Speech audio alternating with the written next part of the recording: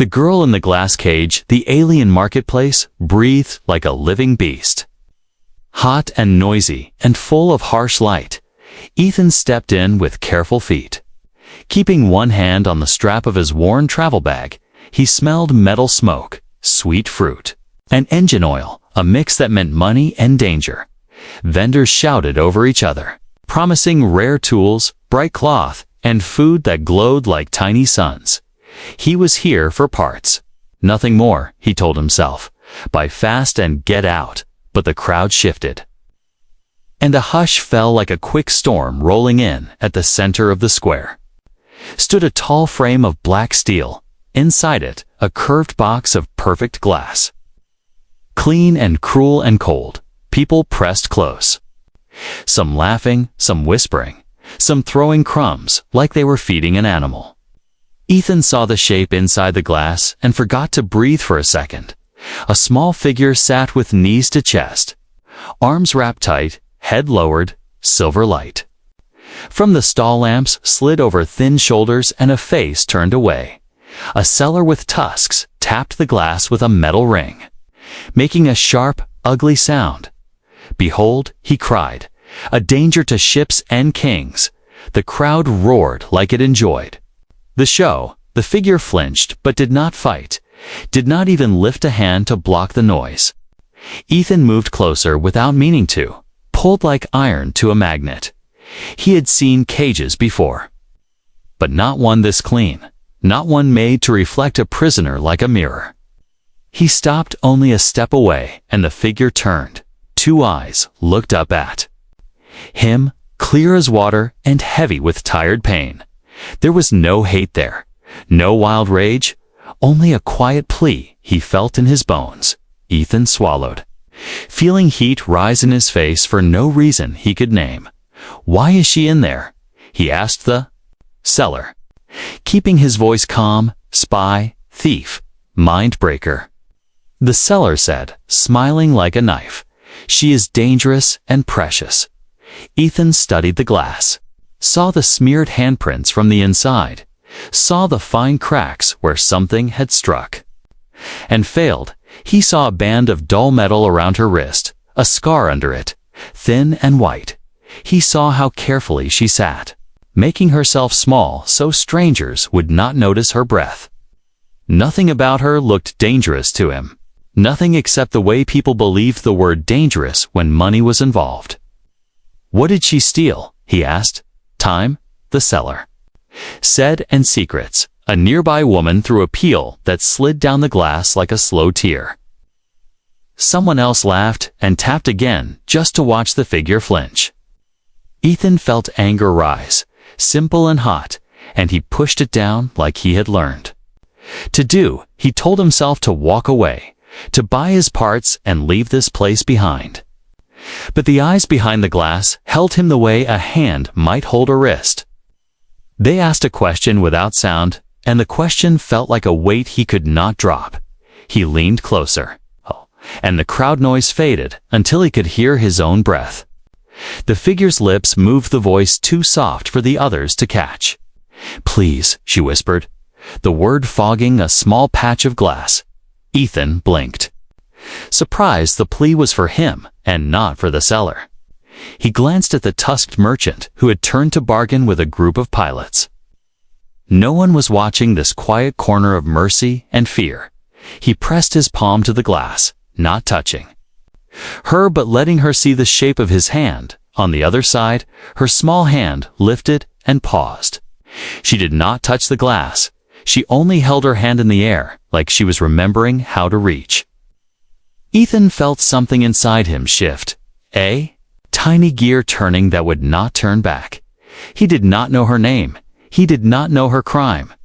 He only knew the look that said, "Help me." It was the same look he had seen once in a mirror when the war ended and the silence began. Rock, an old trading friend, slid up beside him with a shake of his head. "Don't," Rock said, voice low. "They mark anyone who asks questions." "What is she?" Ethan asked, eyes still on the girl. Rock scratched his scaly jaw. "Uneasy. They say her kind can feel thoughts like heat from a fire." They say they can push fear into a man. They say many things when they want a price to go higher. Ethan let out a slow breath. And what do you say? I say the sellers like stories more than truth, Rock muttered. Walk away while you can. The tusked merchant finished his show and turned back with a wide, signing smile. You look interested, human, he said. A smart man can turn interest into profit. I'm a driver, not a slaver, Ethan said. Steady and flat, then be a savior who pays. The seller laughed. It all spends the same. The crowd laughed with him, but the sound felt thin and far. Ethan studied the cage, counting bolts, seams, and the lock wheel near the base. He pictured the path from this stall to the east dock. He pictured hands grabbing, guns raising, doors closing. He pictured his ship, old but fast, humming like a patient animal ready to run. The seller began to list numbers that sounded like jokes without a punchline. Ethan did not argue, not yet. His mind weighed cost and chance and the shape of the moment. Sometimes life opened a door and dared a person to step through behind the glass. Her eyes did not leave his. She did not beg again. She did not cry. She only watched like a storm watches a ship. Tell me what you want, Ethan said at last. Each word careful as a step on thin ice. 50,000 credits, the seller purred. Or trade, engines. Weapons, licenses, something that sings. Rock hissed air through his teeth. A sound of warning and worry. Ethan felt the number land like a stone, and still he did not look away. Too high, he said quietly. And you know it? The seller spread his hands. Then walk, human. The crowd loves to watch, but someone will buy. The galaxy is full of hunters who pay for pretty traps. Ethan glanced at the girl, at the bruise on her arm, at the tremor she tried to hide. His voice came out softer than he expected. What is your name? The girl's lips shaped a small answer. A breath that barely crossed the glass. He could not hear it, but he felt it, and it echoed in the space behind his ribs. A bell tolled from the far tower, a flat metal note that meant shift change and fresh eyes. The crowd began to thin and thicken in new places, like a tide turning. Ethan stepped back one pace, mind racing like an engine with no brake. He could leave now and never see this stall again. He could sleep tonight and hear nothing. Or he could trade more than parts and credits. He could trade the shape of the rest of his life. He looked at the cage, at the girl, at the seller. And the choice rose up like a road under his feet. Ethan nodded once. A small promise to himself that felt loud as thunder in his chest. Bring her to the east dock, he said, voice firm now. You will get your trade there. The seller blinked, then smiled like a cat that smelled cream. Rock cursed softly and turned away, not wanting to see what came next. The girl pressed her palm to the glass at last, matching the place where his hand had been. Ethan turned toward the docks, and the marketplace exhaled, and the hunt for a different future began. The marketplace was still loud behind him as Ethan walked away. But his mind wasn't in the present. It was trapped in that one moment, that one look. Those wide eyes staring out from the glass cage, they had been so clear, so full of something. He couldn't name, not fear exactly, not anger either, but something that grabbed his chest and refused to let go. Ethan told himself it was none of his business. The galaxy was full of suffering, and he couldn't fix all of it. He told himself she was just another alien criminal. The kind you hear about in spacer bars, locked up because they couldn't follow the rules, but those eyes didn't belong to someone dangerous. They belonged to someone who had already been hurt far too much. He slowed his steps. Weaving through the crowd, alien merchants called out to him, trying to sell glowing fruits, handmade weapons, and shimmering fabrics. He ignored them, his thoughts circling back to the girl in the cage. The way she had flinched when a merchant spat near her. The way she had sat small in the corner. as if trying to take up less space so the world wouldn't notice her. No, that wasn't a predator. That was prey. And something about that made him feel sick. Ethan, a voice called from behind. It was Rock. His old friend from the freighter runs, a tall, scaled trader who knew this market better than anyone. You were looking at the cage, weren't you? Rock said with a knowing smirk. Ethan shrugged. Just curious. That's all. Rock's smirk faded. Stay away from her. Whatever story they're selling, you don't want to be part of it. Ethan frowned. Why? What did she do? Rock's eyes shifted nervously. Doesn't matter. These sellers don't care about justice. They care about profit. Once you get in their business, you can't get out. Ethan kept walking, but Rock's words only made him think harder. If this was about profit, then maybe she wasn't a criminal at all. Maybe she was just a valuable thing to them. A thing. The thought made his jaw tighten. In the distance, he could still see the top of the glass cage through the crowd. Light reflecting off its curved surface. The girl was still inside, her knees pulled up, her arms wrapped around herself. He turned away again, telling himself to focus on his own problems. He had a ship to repair, cargo to deliver, debts to pay. He didn't have the time or credits to deal with someone else's trouble. But the further he walked, the heavier his steps felt. It was like the marketplace around him was getting dimmer, quieter, as if the noise of the world couldn't reach him.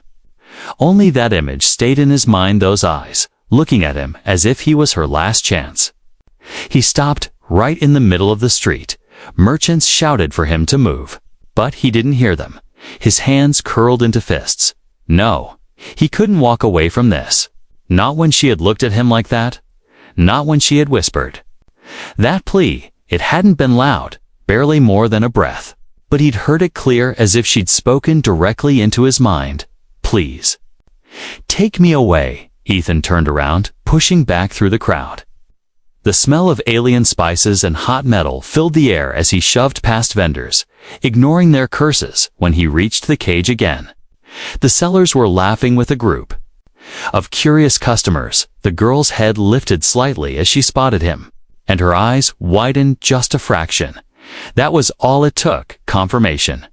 She remembered him. She knew he'd come back. Ethan stepped closer to the glass, ignoring the merchants, and for a moment, it felt like it was just the two of them in the whole market. Up close, he saw more details, faint scars along her wrists, as if from restraints. The thinness of her frame from not eating enough, but her eyes. They were alive and waiting. She didn't speak this time, didn't move, just stared at him, holding his gaze as if she could pull him into her world. Ethan felt the weight of the decision before him, the kind of choice that changes the direction of a life. Either he walked away again and tried to forget, or he stepped into a storm he couldn't see the end of. The sellers noticed his interest and grinned. Back so soon? Human? One of them sneered. She caught your eye. Yes. Dangerous creature. But maybe you like danger. Ethan didn't answer. His eyes stayed on hers.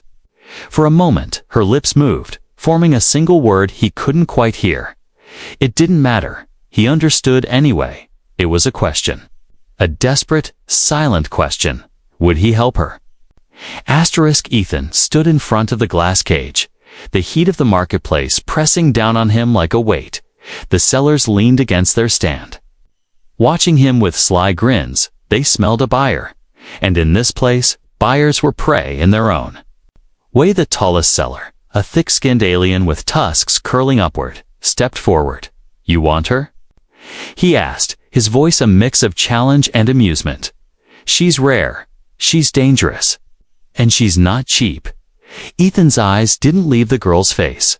Her head tilted slightly, her gaze searching his as if trying to understand what he would do. The seller tapped the glass with a claw, making her flinch.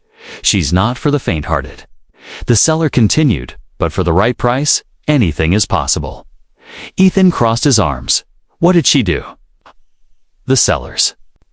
Grin widened. What do any of them do? Steal, spy, kill. She's one of the last of her kind. That alone makes her valuable. He didn't like the way the alien said valuable. It was the same tone a scavenger might use for scrap metal. Ethan's mind raced. Credits wouldn't be enough, not for something. They clearly enjoyed showing off, and if she truly was the last of her kind.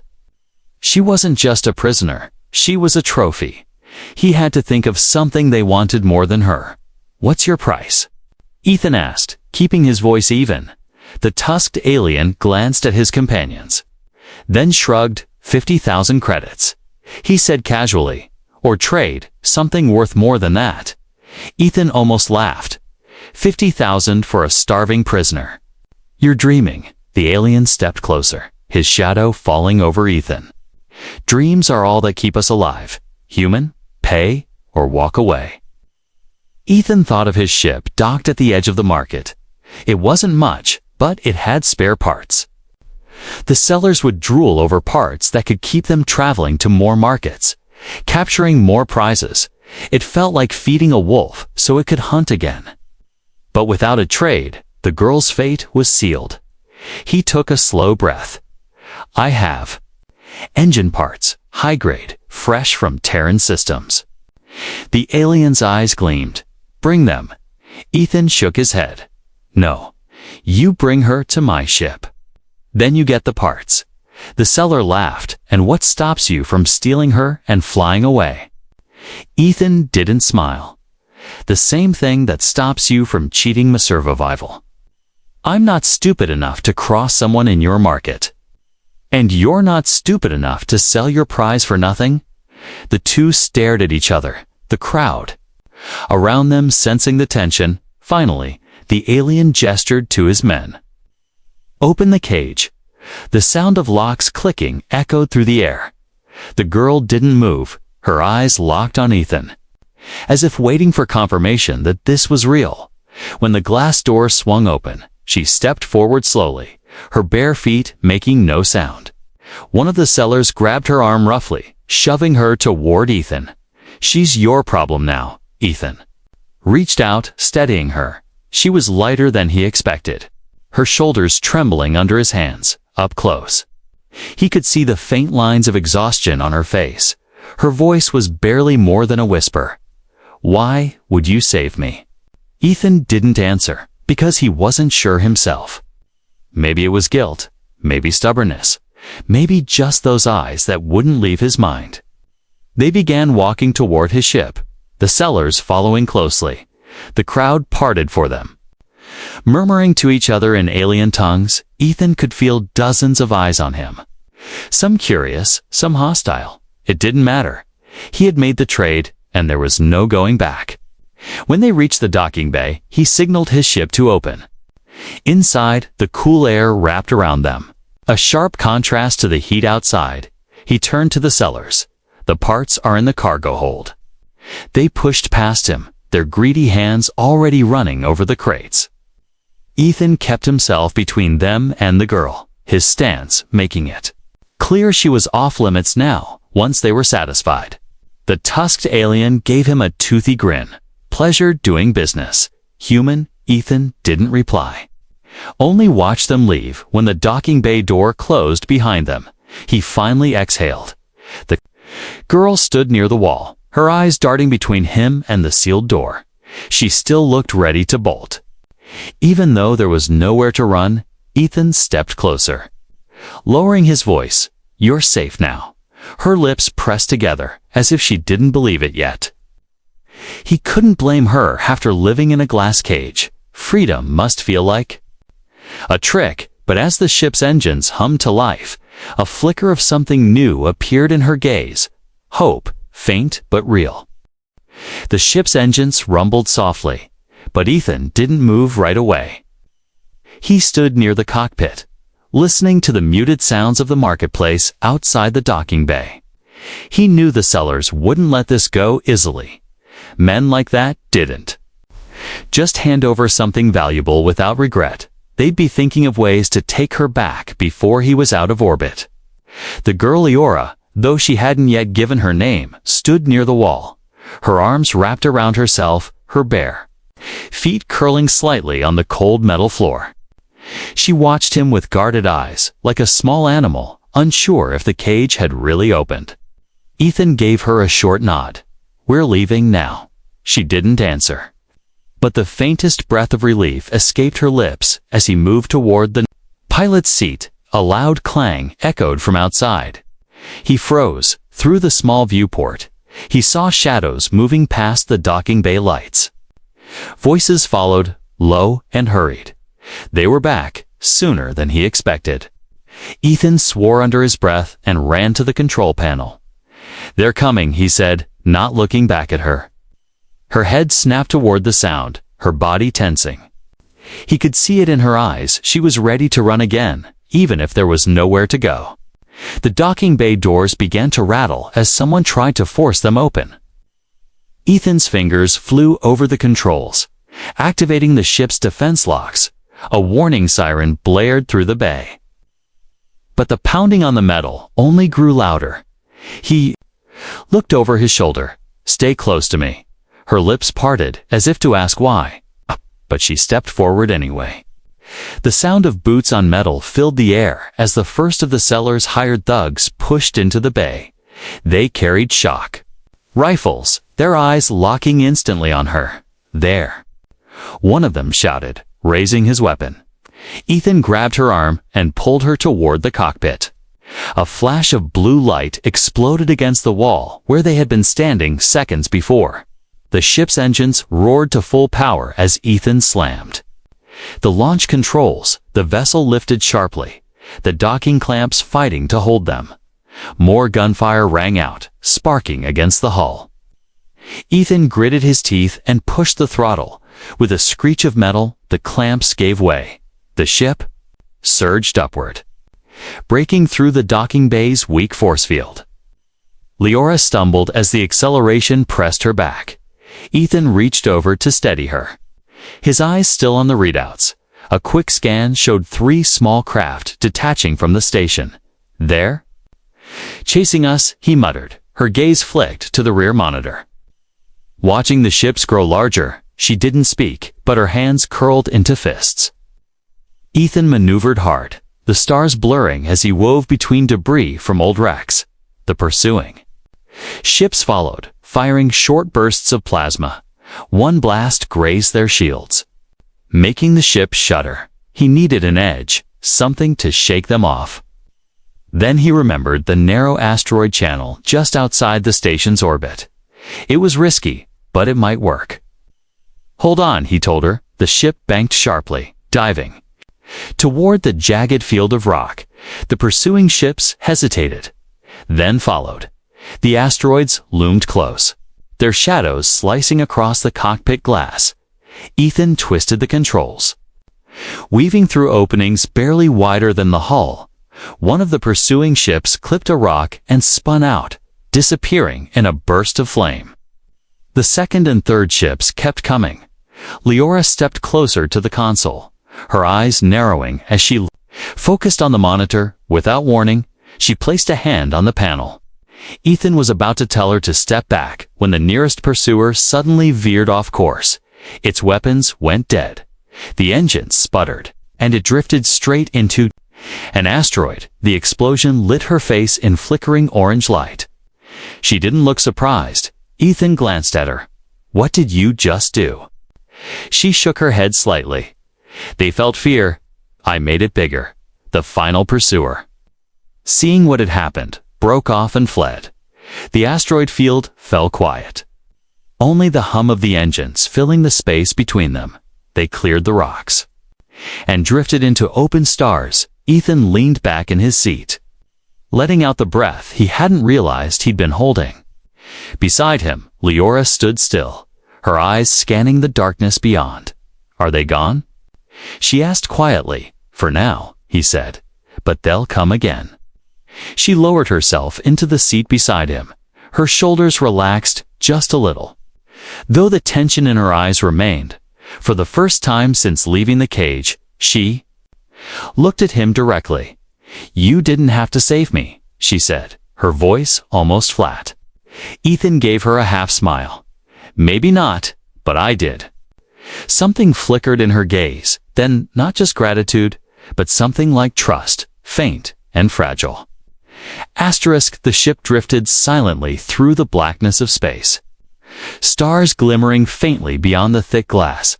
Inside, the soft hum of the engines was the only sound for a long moment.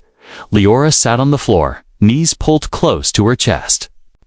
Eyes fixed on nothing, Ethan watched her carefully.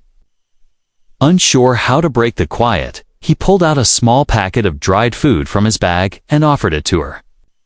At first, she didn't move, but hunger won over, and she took the food with trembling hands. They ate in silence, the strange act binding them more than words could. Slowly, Leora's voice came, low and hesitant. "My people. We have a gift," she said. Ethan raised an eyebrow. "A gift?" She nodded.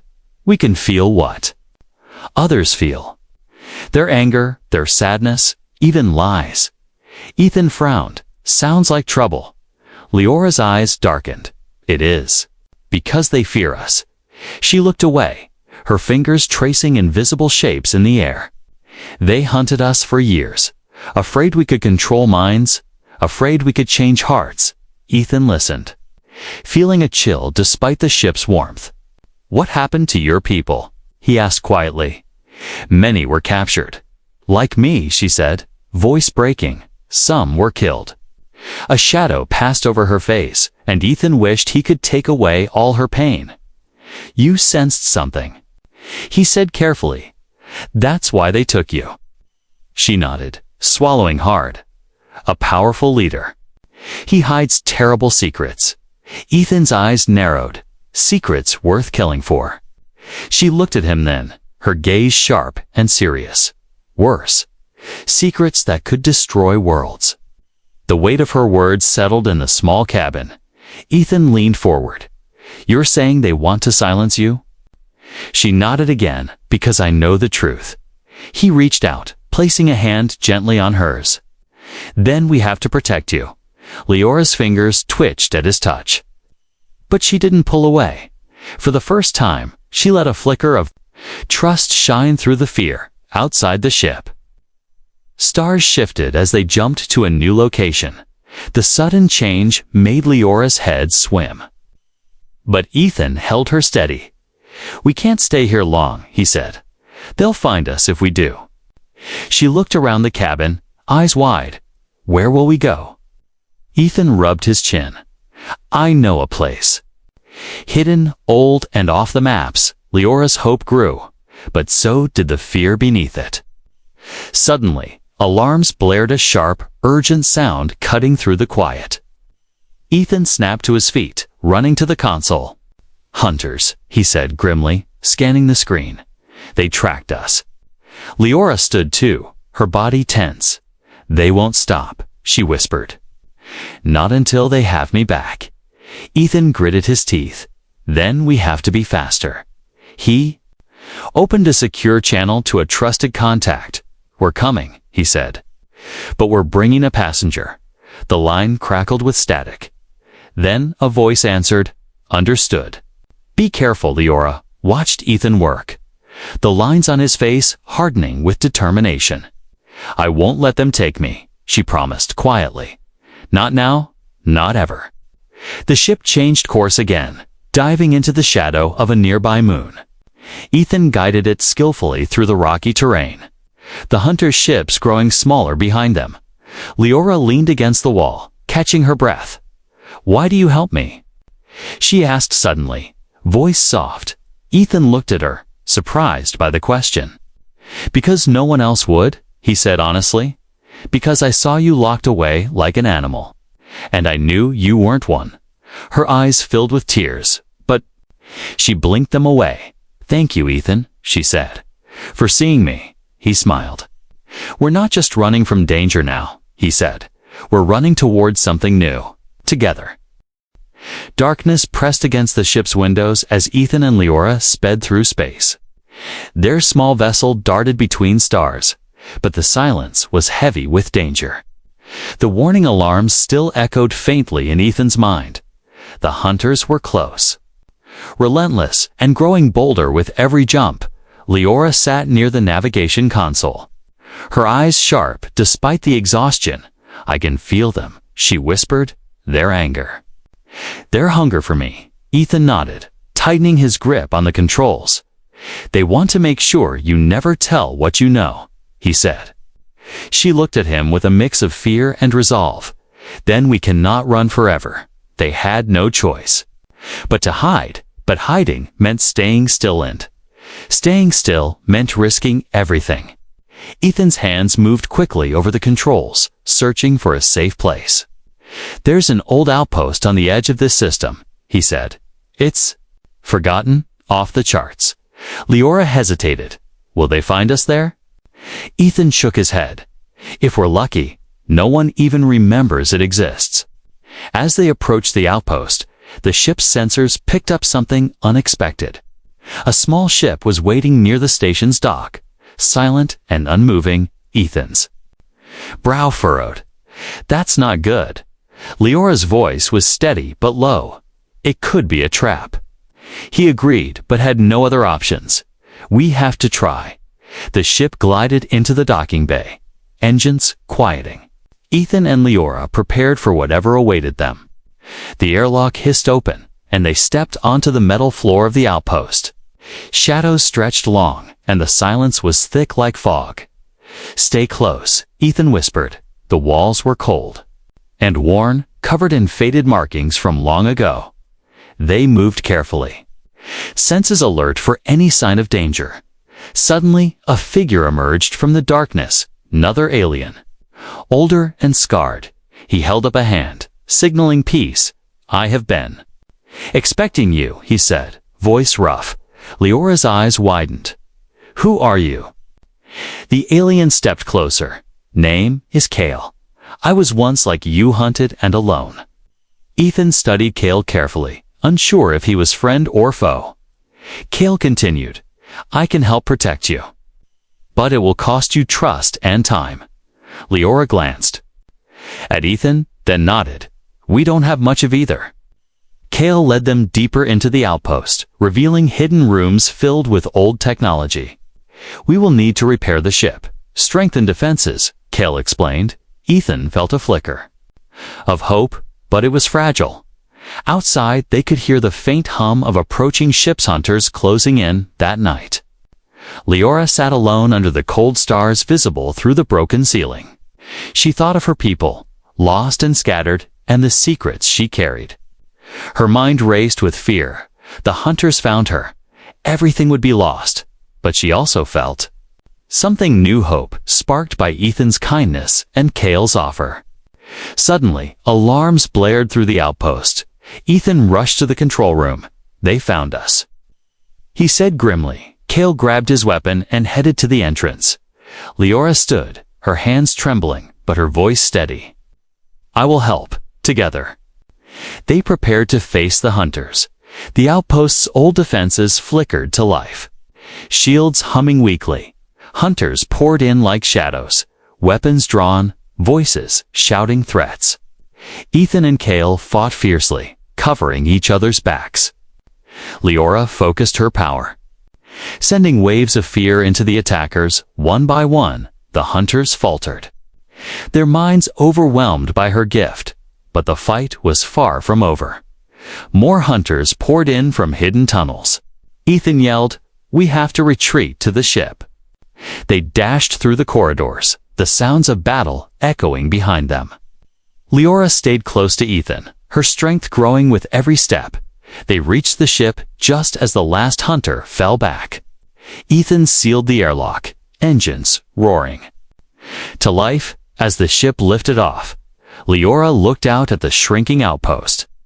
"We are hunted, yes," she said softly, "but we are not broken." Ethan smiled, and together, "We will make them regret ever chasing us." The stars stretched endlessly outside the ship's viewport, a silent sea of light and darkness. Inside, the cabin was quiet except for the soft hum of the engines. Ethan sat in his chair, watching Leora as she rested on the floor. Her eyes, once full of fear, now held a new light one that told a story of pain and hope mixed together. She looked up at him suddenly, breaking the silence. "Why did you save me when no one else would?" she asked quietly. Ethan smiled softly, "Because I saw more than a prisoner in that cage." Her gaze searched his face. "I was locked away like an animal, treated like I was nothing." He nodded. "But you aren't nothing. You're strong and brave." For a long moment, they simply looked at each other. It was a connection deeper than words, a silent understanding born of hardship. Leora reached out slowly. Placing her hand in Ethan's, her fingers trembled, but did not pull away. "I have never had someone see me like this before," she said, voice barely above a whisper. Ethan squeezed her hand gently. "Then let me be the first." The ship drifted through space, moving farther from danger. But Ethan knew this was just the beginning. Leora's story was not over, and neither was their journey. "We will find a way to stop them," Ethan promised, "so you can be free for good." Leora smiled for the first time, a real smile. Bright and hopeful, she stood, walking to the viewport and staring out at the stars. "Maybe this is fate," she said softly, "that I was locked away, only to be saved by a human." Ethan joined her, side by side, watching the endless sky. "Sometimes the smallest spark can light the darkest night," he said, "and your eyes were that spark." They stood together, two strangers bound by chance and choice. The glass cage was behind them now, a memory fading into the past. Ahead was a future uncertain, but full of promise. And in that moment, nothing else mattered but the quiet strength between them. Leora turned to Ethan. "Thank you for seeing me." He smiled. "Thank you for trusting me." The ship sailed on through the stars, carrying two souls forever changed. And from that day forward, Ethan knew his life would never be the same.